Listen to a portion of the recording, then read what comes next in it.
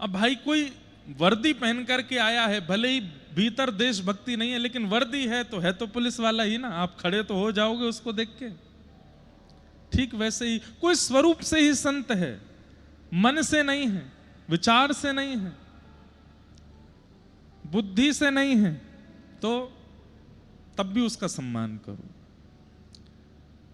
तो कुंजस्थला नाम की जो देवी थी, इनको श्राप लगा और यही अंजनी मैया बनकर के पृथ्वी पर आई। लेकिन श्री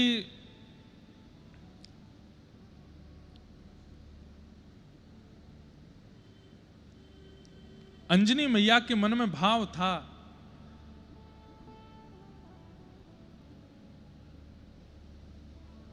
जननी जने तो भक्त जन के दाता के सूर, नहीं तो जननी बांझ रहे काहे गवावे नूर। अगर मां के गर्भ से जन्म हो तो 3 प्रकार की संतान ही हो। जननी जने तो भक्त जन, या तो भक्त का जन्म हो, के दाता के सूर, क्या बहुत बड़ा दानी कोई बालक जन्म ले, या कोई बहुत बड़ा सूरवीर जो अपने देश के लिए मर मिटे, ऐसा कोई जन्म ले। इन तीनों के अलावा कोई अगर जन्म ले रहा है तो जननी इससे बढ़िया तो जन्म ना ही दे। काहे गवावे नूर, केवल खाने पीने सोने उठने और आनंद करने के लिए संतान का जन्म किस लिए हो। अंजनी मैया के मन में भाव है कि ऐसे बालक का जन्म हो, भले ही शाप के कारण वानर वंश मिला, लेकिन बालक ऐसा हो जिसके कारण हमारा जन्म और यह संपूर्ण वानर वंश प्रसिद्ध हो जाए और सब इस वानर वंश को देख करके प्रणाम करने लगे। यहां महादेव के मन में इच्छा है कि मेरा ही भक्त है रावण, परंतु इस रावण ने ब्राह्मणों का, गौओं का, संतों का इतना अपमान किया है, इसका वध मेरे ही हाथों हो, मैं ही मारूं। तब शिव के ही 11वें रुद्र श्री हनुमान जी महाराज हुए। 11वें रुद्र स्वरूप में श्री हनुमान जी आए। हनुमान जी महाराज के स्वरूप शंकर जी के ही अवतार माने जाते। यहां अंजनी मैया प्रार्थना कर रही हैं शिव जी से कि ऐसी कोई संतान हो। तभी आप बैठी थी एक पर्वत के ऊपर ध्यान लगा करके। यहां केसरी महाराज जो हैं हनुमान जी के पिताजी, इनको भी एक शाप लगा है। क्या कि इनके कभी संतान नहीं होगी। और अंजनी मैया की इच्छा पूरी कैसे हो, बहुत ध्यान से सुनिएगा, बड़ी सुंदर कथा है। केसरी महाराज के यहां संतान नहीं हो सकती, अंजनी मैया की संतान की इच्छा है। जन्म के बाद विवाह के उपरांत अंजनी मैया अभी तक ब्रह्मचारिणी ही हैं, एक पर्वत पर बैठ करके केवल तप कर रही हैं। महादेव की इच्छा है कि मुझे ही जाना है 11वें रुद्र के रूप में, रावण का वध मैं ही करवाऊंगा राम जी से जाकर के। लेकिन शिव प्रकट हो, उसके लिए स्थान भी तो, मां भी तो ऐसी चाहिए। तभी संतों ने, ऋषियों ने, देवताओं ने कहा, बोले अंजनी मैया हैं, इनके गर्भ से आपका अंश यदि प्रकट हो जाए तो वो रावण वध कर सकता है। किनका आश्रय लिया जाए? तब देवताओं में अति बलवान श्री पवन देव, वायुदेव, उन्होंने कहा हम करेंगे। कैसे करेंगे? तो प्रभु श्री कृष्ण, प्रभु नारायण जब मोहिनी रूप धारण किए, इतने सुंदर बन गए, इतने सुंदर बन गए, सब देख करके मोहित हो गए। उस मोहिनी रूप को देख करके महादेव के नेत्रों से ऐसे प्रेमाश्रु प्रकट हुए, उन प्रेमाश्रुओं ने ही पृथ्वी पर आकर के अनेक अनेक रत्नों का रूप धारण कर लिया, स्वर्ण का, चांदी का रूप धारण कर लिया। उन्हीं प्रेमाश्रुओं को कई संतों ने, कई ऋषियों ने अपने पास में अभिषिंचित कर लिया। तभी पवन देव ने देखा कि महादेव के नेत्रों से प्रेमाश्रु प्रकट हो रहे हैं। पवन देव उसी प्रेमाश्रु को लेकर के गए हैं और पर्वत के ऊपर बैठी हुई अंजनी मैया के पास पहुंचे।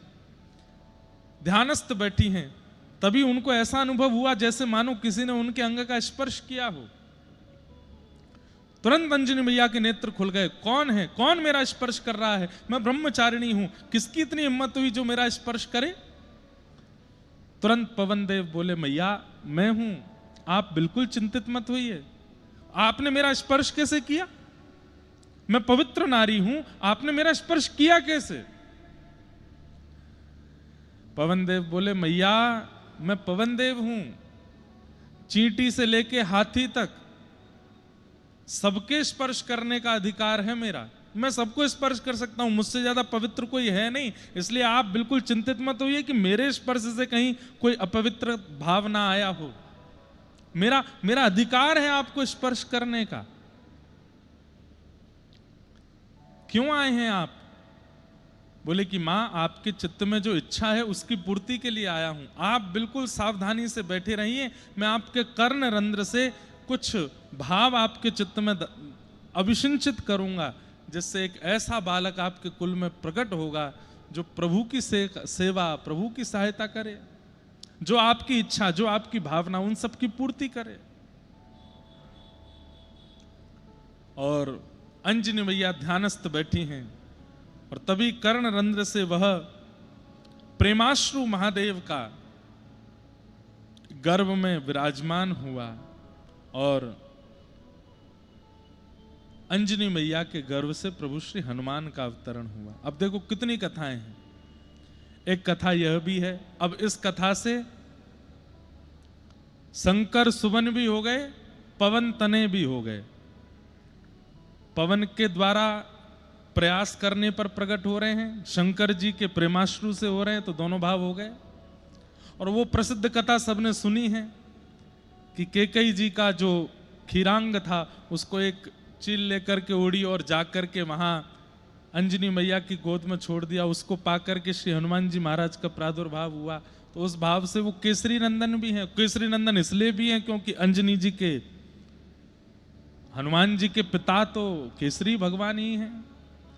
तो केसरी नंदन भी हैं, शंकर सुवन भी हैं, पवन तनय भी हैं। तीनों के पुत्र हैं श्री हनुमान जी महाराज। ऐसे श्री हनुमान जी का फिर प्रादुर्भाव हुआ। और देखो एक बात, अभी मैं आ रहा था तो मन में बहुत सारे भाव चलते आ रहे थे, सोचता आ रहा था, हनुमान जी महाराज कैसे भक्त हैं। हनुमान जी के प्राकट्य की कथा तब तक पूरी नहीं होगी जब तक आप राम जी के प्राकट्य की कथा नहीं सुनोगे।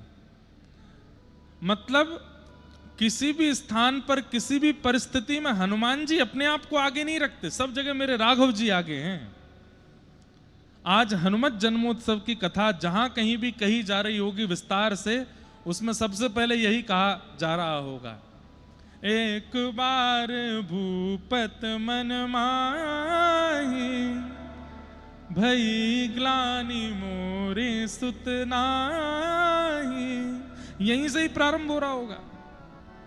और उसके बाद वशिष्ठ ऋषि आए, गुरुदेव आए, गुरुदेव ने आकर के यज्ञ किया, यज्ञ के चरु हुए, एक चरु लेकर के पक्षी चला गया, अंजनी मैया की गोद में गया, वहां राम भरत लक्ष्मण शत्रुघ्न प्रकट हुए, यहां अंजनी मैया के गर्भ से श्री हनुमान जी महाराज। गोस्वामी तुलसीदास जी महाराज हनुमान चालीसा में कहते हैं,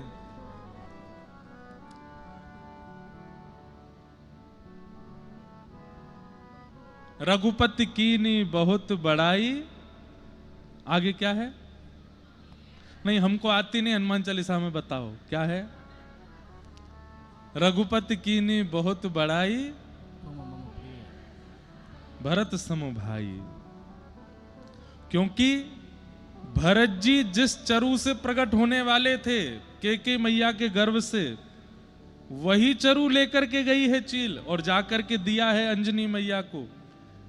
इसलिए भरत जी और श्री हनुमान जी वो सम प्रिय हैं हनुमान जी को। जितना प्रेम भरत जी से करते हैं श्री राम जी, उतना ही प्रेम श्री हनुमान जी महाराज से करते हैं। क्यों? ये एक ही अंश से दोनों प्रकट हुए हैं। बहुत प्रेम करते हैं श्री हनुमान जी से। और हनुमान जी के प्रति प्रेम करने का जो मूल कारण है, वो कारण यही है कि हनुमान जी अत्यंत योग्यताओं से परिपूर्ण हैं, पर समस्त योग्यताएं छुपी रहती हैं राम भक्ति के अंदर। हमारे अंदर कोई योग्यता आ जाती है, वो तुरंत दिख जाएगी। जैसे मैं धनवान हो जाऊं, तो मैं अगर बहुत धनवान हो जाऊं तो मेरी आकृति, मेरा चलना उठना बैठना बोलना, मेरा सब कुछ बदल जाएगा और उससे पता चल जाएगा कि मैं धनवान हूं। मैं ज्ञानवान हो जाऊं, विद्वान हो जाऊं, तो मेरी भाषा, मेरी बोली, मेरे शब्दावली, मेरे कहने का ढंग, उससे पता चल जाएगा कि मैं विद्वान हूं।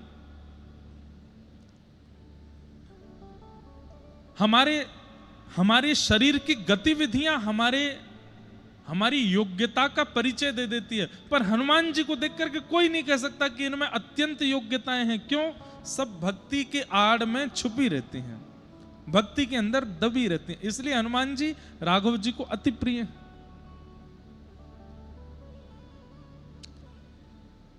इतना सब कुछ कर दिया हनुमान जी महाराज ने, लेकिन तब भी राघव जी को अति प्रिय हैं श्री हनुमान जी।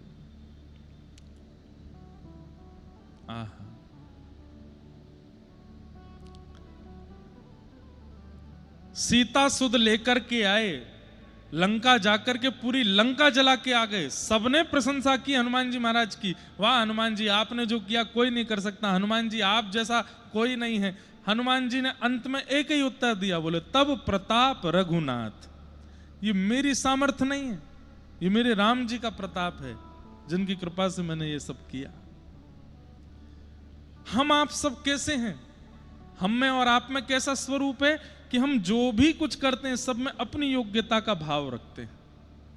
लेकिन श्री हनुमान जी महाराज सब क्रिया करने के बाद में राघव जी की प्रधानता बताते हैं कि उन्हीं की कृपा है, उन्हीं की कृपा प्रसाद से सब हो रहा है, और यही विशेषता है उनकी।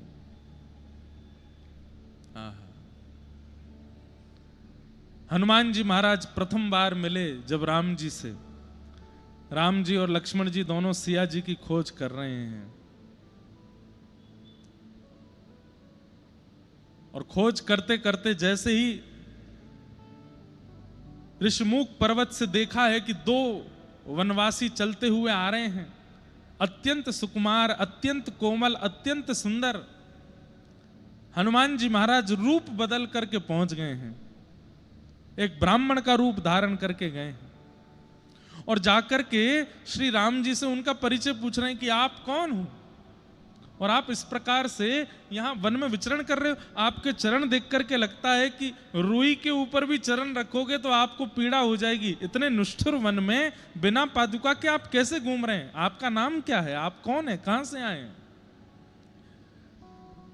लक्ष्मण जी ने परिचय देते हुए कहा कि हमारे बड़े भैया राम जी हैं,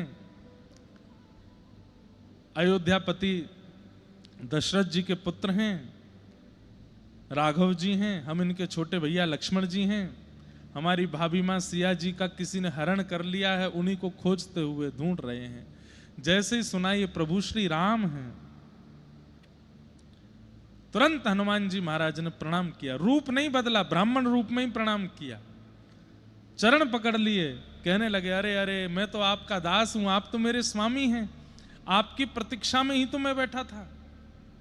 अच्छा, एक बात मेरे मन में एक बार प्रश्न आया था, और ये प्रश्न संभवतः बागेश्वर धाम में कथा थी, तो वहां के महाराज जी हमारे मित्र धीरेन्द्र शास्त्री जी ने पूछा, बताओ भैया हनुमान जी सुग्रीव जी के साथ क्यों रहते हैं? सुग्रीव जी में ऐसी कौन सी योग्यता है, ऐसी कौन सी विशेषता है जिसके लिए श्री हनुमान जी महाराज उनके साथ रहते हैं? मैंने कहा भगवान ये हमको तो नहीं पता है। बोले किन्हीं आचार्यों से पूछो, संत जनों से पूछो। तो संत जनों को उस समय संपर्क किया और संत जनों से पूछा कि महाराज इसका थोड़ा उत्तर दीजिए कि हनुमान जी महाराज सुग्रीव जी के साथ क्यों रहते हैं? क्योंकि सुग्रीव जी के चरित्र में भी और आगे चल करके सुग्रीव जी हैं तो श्रेष्ठ ही, पर कहीं ना कहीं सुग्रीव जी की बातें इतनी योग्यता पूर्ण नहीं लगती कि हनुमान जी उनका साथ दें, हनुमान जी उनके यहाँ उनके मित्रवत रहते हैं। ऐसा क्या है सुग्रीव जी में कि हनुमान जी उनके साथ रहते हैं? तो फिर इसका उत्तर प्राप्त हुआ कि श्री हनुमान जी महाराज जब सूर्य नारायण भगवान को गुरु मान करके उनसे शिक्षा ले रहे थे, तब गुरुदेव ने प्रसन्न होकर, सूर्य नारायण भगवान ने प्रसन्न होकर हनुमान जी से कहा कुछ मांग लो। तब हनुमान जी ने कहा, बोले हमको बस एक ही आप वरदान दे दो कि श्री राघव जी की हम सेवा कर सकें और प्रभु श्री राम हमको प्राप्त हो जाएं, बस वो प्राणों से प्यारे हैं, बस वो हमको प्राप्त हो जाएं, कभी हमसे दूर ना हो, ऐसी कृपा कर दो। तब सूर्य नारायण भगवान ने कहा कि हमारे पुत्र बाली सुग्रीव, उनमें से सुग्रीव को तुम सहायक बनो, चरित्र ऐसा बनेगा कि श्री राम जी सुग्रीव के पास आएंगे और वहां जैसे ही राम जी आएंगे तो तुमको राम जी की सहज मिलन हो जाएगा, राम जी की सहज प्राप्ति हो जाएगी, इसलिए तुम सुग्रीव के साथ रहो। इसलिए हनुमान जी सुग्रीव जी के साथ रहते हैं क्योंकि ये राम जी से मिलवाने वाले हैं। और आज वही हुआ, राघव जी मिल गए, चरणों में प्रणाम किया, प्रणाम करके महाराज दंडवत करने लगे, मेरे प्राणनाथ आ गए, मेरे जीवन नाथ आ गए, मेरे जीवन धन आ गए। लेकिन राम जी ने हनुमान जी को उठाया नहीं। हनुमान जी उठ करके खड़े हुए, प्रेमाश्रु छलक रहे नेत्रों से, पुनः देख करके सर्वांगीण अंग फिर से प्रणाम किया। राम जी ने फिर नहीं उठाया। हनुमान जी के मन में संशय होने लगा कि मेरे राघव जी का ऐसा स्वरूप नहीं है, चरण में प्रणाम करने वाले को तुरंत उठाते हैं, मैं 2 बार से प्रणाम कर रहा हूं, ये उठा क्यों नहीं रहे? तब हनुमान जी को याद आया, बोले ओहो, इनका परिचय मैंने पूछ लिया, अपना परिचय तो दिया नहीं, और परिचय नहीं दिया वो बात अलग है, अभी तक मैंने स्वरूप नहीं बदला, कपट स्वरूप में हूं, ये मेरा स्वरूप नहीं है, इसलिए राम जी नहीं उठा रहे हैं। तुरंत जैसे ही अनंत बलवंत हनुमान जी महाराज अपने स्वरूप में आए और स्वरूप में आके जैसे ही प्रणाम कर ही नहीं पाए, आधे में ही राम जी ने पकड़ लिया और लेकर के हृदय से लगाया।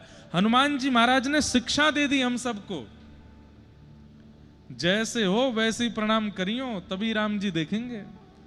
कहीं रूप बदल करके, भाव बदल करके, अपने स्वरूप की स्थिति बदल करके राघव जी के चरणों में प्रणाम किया तो वो स्वीकार नहीं करेंगे। हम भागवत की कथा में भी यही बात बताते हैं कि पूतना को ठाकुर जी ने क्यों नहीं देखा, रूप बदल करके आई है।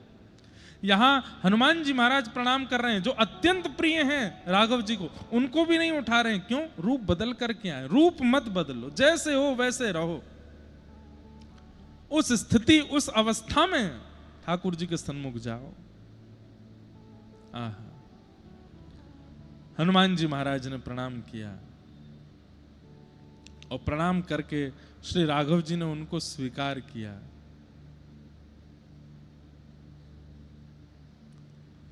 ऐसे श्री हनुमान जी महाराज जो हर स्थिति, हर परिस्थिति में हम आप सब लोगों को राघव जी की शरणागति कराते हैं, राम जी की शरणागति कराते हैं, ऐसे अनंत बलवंत श्री हनुमान जी महाराज को जय जय जय हनुमान गुसाई, जय जय जय हनुमान गुसाई, जय जय जय हनुमान गुसाई,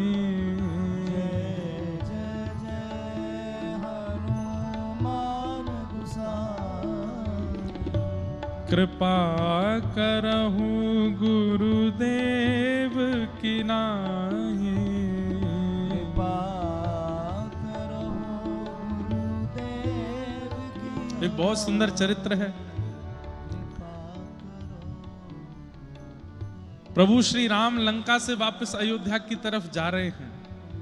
रावण वध करने के बाद विमान में अविराजित होकर के श्री लक्ष्मण जी, सिया जी और सब मुख्य जनों को विमान में लेकर के हनुमान जी महाराज के साथ जा रहे हैं वापस अयोध्या की ओर।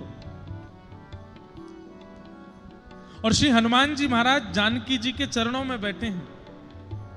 अष्ट सिद्ध नव निधि के दाता, अष्ट सिद्ध नव निधि के दाता, असवर दीन जानकी माता,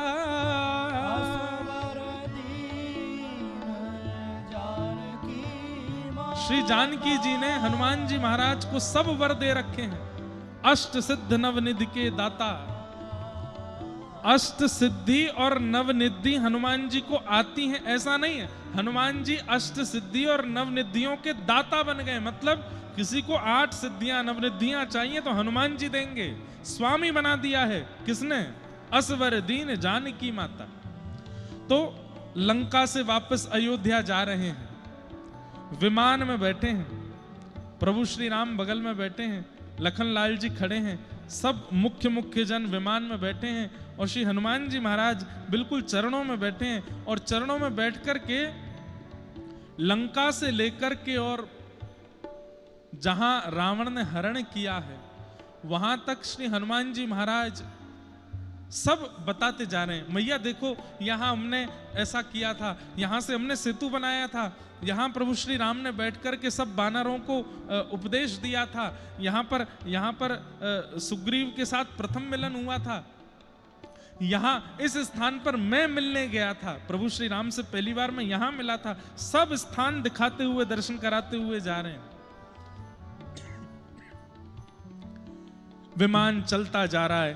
थोड़ी देर बाद देखते हैं श्री हनुमान जी महाराज के नेत्र प्रेमाश्रु से भर गए, रोने लगे हनुमान जी।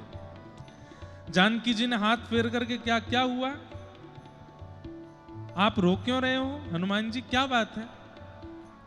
हनुमान जी महाराज बोले, मैया अब जो नीचे नगरी है ना, ये मेरी जन्मस्थली है, यहीं मेरा जन्म हुआ और यहां से निकलते समय मुझे मेरी मैया की याद आ रही है। अंजनी मैया बैठी होंगी, प्रतीक्षा कर रही हैं, बहुत दिन हो गए अपनी मैया से मिला नहीं हूं ना, इसलिए मैया की याद आ रही है।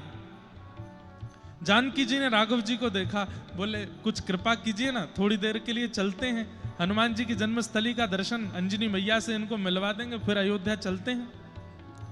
राघव जी बोले, विलंब तो बहुत हो रहा है, लेकिन हम भी हनुमान जी के ये विरह भाव को देख नहीं पा रहे हैं। और तुरंत ठाकुर जी ने आज्ञा की, विमान यहीं उतारा जाए, हम हनुमान जी की जन्मस्थली दर्शन करेंगे, अंजनी मैया से मिल करके चलेंगे।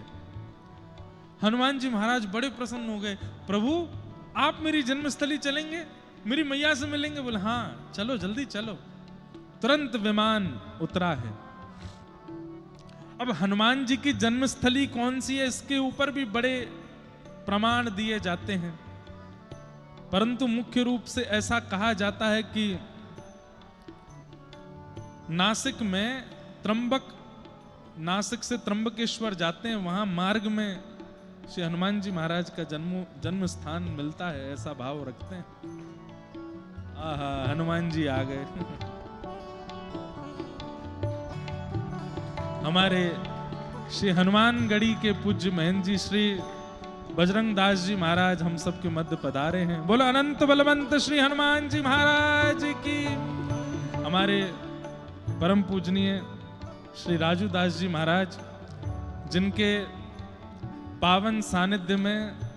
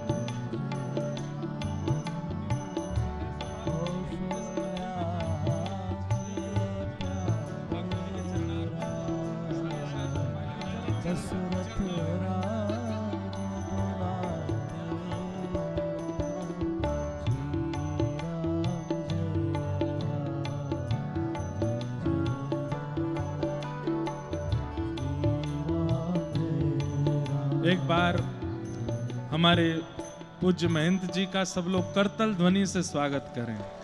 अनंत बलवंत श्री हनुमान जी महाराज की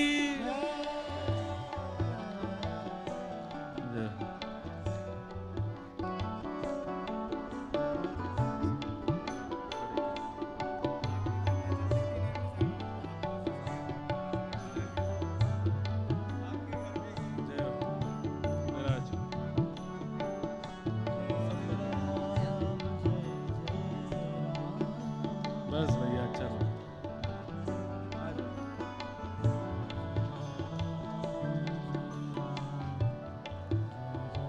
इससे बढ़िया संयोग क्या होगा। हनुमान जी के पावन जन्मोत्सव की और विविध विविध लीलाएं हम सुन रहे हैं, और इसी बीच में हमारे अयोध्या के श्री हनुमानगढ़ी के पूज्य महाराज जी, जिनके सानिध्य में सनातन धर्म सुरक्षित है, ऐसे अनेक महापुरुष हैं, पर उनमें हनुमान जी जैसा पराक्रम और बल वाणी में हो, चाहे शरीर में हो, चाहे बुद्धि में हो, वो जिनमें देखने को मिलता है, ऐसे हमारे महंत जी श्री राजूदास जी महाराज हमारे मध्य पधारे हैं। आपको बारंबार प्रणाम करते हैं, बारंबार वंदन करते हैं। और भैया देखो, घर के किसी व्यक्ति के जन्मोत्सव पर घर के मुखिया को तो विशेष बधाई देनी चाहिए और मांगनी भी चाहिए। हनुमान जी के जन्मोत्सव की पहले तो महाराज जी को खूब बधाई हो। ऐसी रूखी सूखी बधाई बोली हो आप लोग तो, नहीं जोरते बोलो। हमारे व्रज में कथा होती तो ऐसी जोर की बधाई बोलते कि महाराज जी ऐसे बैठ जाते। इतनी जोर की बधाई, जोर से बोलो बधाई हो। अब बोलो बधाई दो। महाराज जी, आज श्री हनुमान जी को जन्मोत्सव है, अब बधाई चाहिए हम सबन को, और बधाई में केवल एक ही भाव चाहिए कि श्री राघव जी के चरणों में खूब स्नेह बढ़ जाए।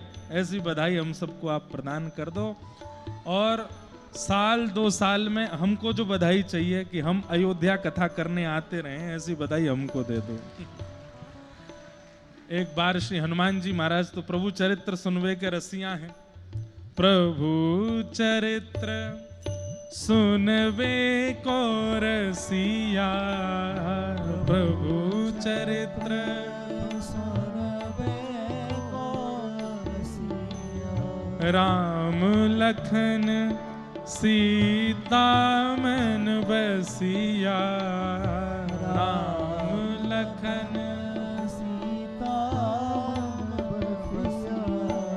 श्री राम जय राम, जय जय राम, श्री राम जय राम, जय जय राम, ओ श्री राम जय राम, जय जय राम, श्री राम जय राम। तो